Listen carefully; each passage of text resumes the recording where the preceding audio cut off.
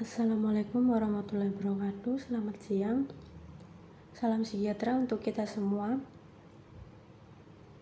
Baik, di sini saya akan mempresentasikan hasil kerja saya untuk memenuhi tugas perekonomian Indonesia terkait ekonomi kreatif. Pertama-tama izinkan saya memperkenalkan diri. Nama Novi Kumalasari, NPM 19010050, kelas M4L1A, mata kuliah Perekonomian Indonesia, dosen pembimbing Lor Hanson de Bataraja SEMM, Sekolah Tinggi Ilmu Ekonomi Banten. Baik, di sini saya akan menjelaskan tentang ekonomi kreatif. Ekonomi kreatif adalah sebuah konsep bidang perekonomian di era ekonomi yang baru dengan mengutamakan kreativitas dan informasi. Konsep dari ekonomi kreatif ini mengedepankan sumber daya manusia yang memiliki ide dan pengetahuan yang digunakan sebagai faktor utama dalam produksi. Intinya, ekonomi kreatif ini lebih mengedepankan kreativitas, pengetahuan, dan ide dari manusia sebagai aset untuk membuat perekonomian bergerak maju. Konsep ekonomi kreatif ini sudah terbukti dapat mengembangkan sektor perekonomian. Manfaat ekonomi kreatif. Yang pertama, menciptakan lapangan kerja baru. Yang kedua, membuat masyarakat menjadi lebih kreatif. Yang ketiga, mengurangi angka pengangguran. Yang keempat, meningkatkan inovasi di berbagai bidang. Yang kelima, menciptakan kompetisi bisnis yang lebih sehat. Dan yang terakhir, meningkatkan inovasi pelaku ekonomi kreatif di berbagai sektor. Adapun contoh ekonomi kreatif, yaitu contohnya arsitektur, kerajinan, periklanan, fashion, musik, dan lain-lain. Ciri-ciri ekonomi kreatif. Ekonomi kreatif dapat diketahui dari berbagai ciri-ciri. Yang pertama, kreasi intelektual. Dengan adanya kreasi intelektual akan membuat suatu barang memiliki nilai jual yang tinggi.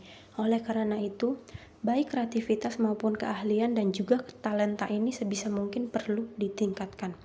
Yang kedua, penyediaan langsung dan tidak langsung. Penyediaan langsung dan tidak langsung sangat dibutuhkan saat barang akan dipasarkan pada konsumen. Maksudnya, bisa dipasarkan langsung atau tidak langsung kepada pelanggan. Yang ketiga, butuh kerjasama. Untuk terciptanya manfaat ekonomi kreatif, dibutuhkan kerjasama antara pihak-pihak yang bersangkutan, misalnya antara pengusaha dan pemerintah yang mengatur kebijakan. Dan yang terakhir, berbasis pada ide. Ide merupakan hal utama yang dibutuhkan dalam pengembangan industri kreatif. Dengan begitu, ada banyak produk baru yang tercipta dengan berbasis ide baru. Karakteristik ekonomi kreatif.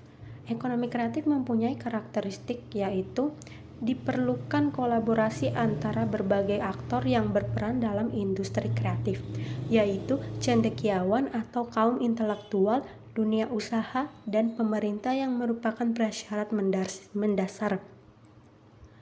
Yang kedua, berbasis pada ide atau gagasan. Yang ketiga, pengembangan tidak terbatas dalam berbagai bidang usaha. Dan yang terakhir, konsep yang dibangun bersifat relatif. Faktor pendorong ekonomi kreatif. Ekonomi kreatif mempunyai faktor pendorong. Itu faktornya ada 3. Yang pertama, kemudahan akses informasi dan komunikasi. Akses informasi dan komunikasi sangatlah berperan penting. Akses informasi dan komunikasi juga mempermudah pengusaha dalam mencari pengetahuan terkait inovasinya. Yang kedua, kemajuan teknologi. Teknologi yang digunakan dalam pengembangan ide juga haruslah sepadan. Artinya, agar inovasi ide bisa terlaksana dengan baik, dibutuhkan teknologi yang sesuai. Dan yang terakhir, keahlian tenaga kerja. Tenaga kerja juga menjadi salah satu faktor pendorong. Keahlian tenaga kerja yang sesuai bisa mempermudah proses realisasi inovasi di industri kreatif. Sekian presentasi dari saya. Apabila ada kesalahan mohon dimaafkan.